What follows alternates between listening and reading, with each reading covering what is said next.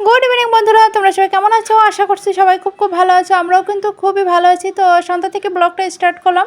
আর এদিকে মা হচ্ছে আজকে পিঠা বানাচ্ছে, ছাঁচে পিঠা। আর জানো তো বন্ধুরা, মায়েরা সবসময় চিন্তা করে মেয়েরা যদি তার বাড়িতে আসে তখন তাদের পছন্দ অনুযায়ী খাবারগুলো কিন্তু তৈরি করে দেয়। আমার মাও কিন্তু তার কোনো ব্যতিক্রম নয়। তো বাড়িতে এসেছি, তো তারপর থেকে চিন্তা ভাবনা করছে কোনটা খাবে, কোন দিন কোন পিঠা খাবে, কোন দিনে কোন মাংস খাওয়ানো হবে। তো এভাবেই কিন্তু প্রস্তুতি চলে। তৈরি করা হয়েছে ছাঁচে পিঠা।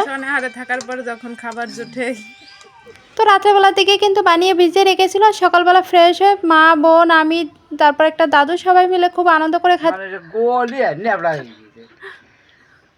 আর এই দাদুটা জানো খুব মজার মজার কথা বলে, যেটা তোমাদের সাথে শেয়ার করলে তোমরা হাসতে হাসতে মানে অবাক হয়ে যাবে। তো যাই হোক, এখন হচ্ছে সবাই মিলে খেয়ে নিচ্ছি। আর এবারটা যেহেতু বেশ কয়েকটা দিনের জন্য এসেছি, ওই জন্য মাকে বলে দিয়েছি যে একসাথে সমস্ত কিছু আয়োজন করবো না, একটা একটা করে এক একদিন করে খাবো, ওটাতেই বেশি তৃপ্তি লাগে। তো ওইভাবেই কিন্তু মা এবার মানে চিন্তা ভাবনা করেছে। তো চলো বন্ধুরা, আজকের মিনি ব্লগটা এখানেই শেষ করে দিচ্ছি। তোমাদের কেমন লাগলো অবশ্যই কমেন্ট করে জানাবে। টাটা, বাই বাই, সবাই ভালো থেকো, সুস্থ থেকো। দেখা হবে পরবর্তী ভিডিও।